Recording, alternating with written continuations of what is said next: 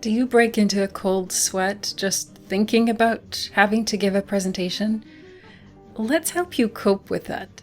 In the next few minutes, learn how to handle this common situation at the workplace in English with ease and confidence. Once you have the presentation introduction prepared, the rest usually flows more smoothly. In this video, we'll focus on the words and expressions in just the introduction of a presentation to show you an ideal model of a presentation introduction. I'll also give you some tips for an effective introduction so that you feel more confident applying this to your future presentations. I'll explain the expressions and give you examples of how they're commonly used.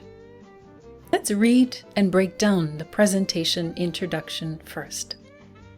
We'll start with something called the hook. This is an essential part of an introduction, and it's usually the first statement you make. Its purpose is to grab the attention of your audience. But notice what the speaker does here. Let me ask you something. Why are we missing targets when we're working this hard? Why is this a good hook? We're using a rhetorical question. A rhetorical question is one that we don't expect the audience to answer. But it gets your audience members thinking so that they become more mentally engaged in what you're going to say. Now, they're listening for your answer to that question. You've hooked their interest, looking for a solution to a problem that they're familiar with. Let's read the next section. After digging into the data, the answer is clear. Our current strategy isn't aligned with the way our buyers are actually making decisions. The purpose of this statement is to help your audience see why your presentation is relevant, why it matters. In this case, here is the real underlying or basic problem that needs to be solved. Try to include a statement in your presentation introduction that does the same thing. It tells your audience why listening to the presentation will help them and why it's not a waste of their time. Let's move on to the next section of the introduction. So today, my goal is simple: to walk you through a focused two-part strategy to help us hit our numbers next quarter and keep the momentum going. This sentence acts like a flag by stating your aim, your goal. It tells your audience that you have this specific goal for this presentation. Now they know what to listen for. They're mentally prepared. And finally, let's move to our last section. Here's what we're going to cover. Number 1, refining our target buyer using sharper market research and segmentation. And 2, strengthening our follow-up game through smarter email marketing, social media, and customer referrals. These 2 sentences provide your listeners with an outline. It also helps them better mentally prepare for what you're going to say. And they become more active listeners as they know what exact points to listen for. Let's now take this introduction line by line and analyze the vocabulary. The presenter again starts with that hook, that rhetorical question to stimulate thinking and anticipation. Let's read it again. Let me ask you something. Why are we missing targets when we're working this hard? Let's look at this expression, missing targets. You may be familiar with the very literal meaning of shooting an arrow and not hitting the mark, the center of the bullseye. This expression is commonly used as a metaphor in the workplace. We're going to see a lot of very common metaphors used in business in this short introduction. Now, in this context, missing targets means you're not achieving planned goals. You're not achieving the results that you want. Let's move to the next line. After digging into the data, the answer is clear.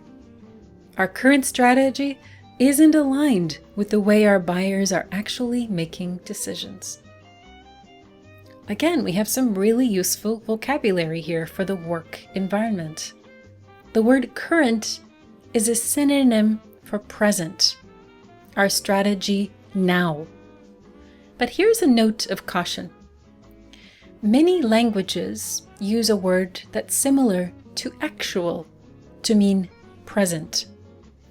In fact, English also uses the word actual sometimes to mean current or present, but it's far less common. If you said here, actual strategy, most native speakers would understand that as the real strategy. So it would sound much more natural to say current strategy to mean present strategy. The approach now. Let's save that word actual for the adverb we see later. Actually making decisions. In other words, the way they're really making decisions. Let's move to the expression, digging into the data. We can also pronounce this as data. Here we have another metaphor. If we're literally digging for something, we're using our time, our energy, to find something below the ground. In this case, digging into something, digging into the data, means to use our time and effort to study carefully, to find information that seems to be hidden. We use this expression when we analyze data, when we research a problem, or we try to understand something in depth. Let's go to the word aligned. Notice the pronunciation, that silent G. Aligned. This means that two or more things are working well together.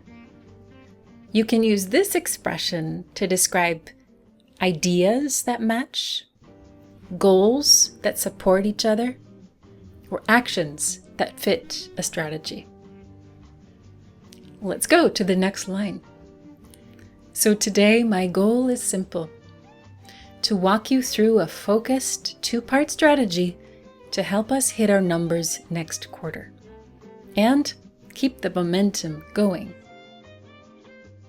Here's an expression you'll hear all the time in the workplace. Walk someone through something. Think of a person holding someone's hand, guiding them through a maze or guiding them through the darkness. This is another metaphor. The expression means to explain something step by step so that it becomes easier to follow or implement. You show someone how to do something when introducing a plan or a process. Next we have hit our numbers. Hit our numbers. Remember the speaker talked about missing targets before? Now we have the opposite, hitting numbers. This time we hit that bullseye. We reach the goals and the targets that were set. We often use this expression for sales, revenue, or performance. And finally, in this section, we have momentum. You might remember this word from physics class. Momentum means the speed of an object in motion. In the business world, momentum is the progress or forward movement that we've started and we want to keep going. Let's go to the first point the presenter outlines. Here's what we're going to cover. 1. Refining our target buyer using sharper market research and segmentation. Let's dig into the vocab here. First, refining. This means to make something more precise, effective, or accurate. In other words, the speaker is saying, we're making our idea of the ideal customer more specific. Okay, so what is this target buyer? It's also referred to as an ideal buyer, ideal customer, or sometimes you'll hear ICP, meaning ideal customer profile. In business terms, this means the perfect customer for what your organization or your product solves for. It's the type of customer that you want to target in your marketing. What does the speaker mean by sharper? Synonyms here would be clearer, more focused, more effective. We next have the term segmentation. This is another common term in sales and marketing. It means to divide the marketplace into parts or segments. Segments that are definable, accessible, actionable, and profitable. And they have potential for growth. In other words, instead of targeting the broader population in your marketing, you segment or find parts of the population that are most likely to become your customers. Let's go to point 2. Strengthening our follow-up game through smarter email marketing, social media, and customer referrals. Let's focus on that first expression, follow-up. This too is a key word to remember for business. It means the actions taken after an initial interaction with a client. Why? To maintain or enhance relationships or move forward with a business process. We see some common methods of follow-up listed here, right? Email and social media.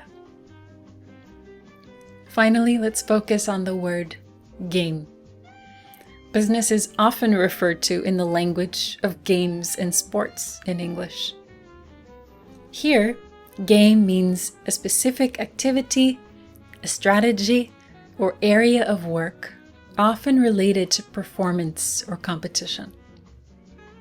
Strengthening our follow-up game basically means, in other words, get better at how we follow up with customers.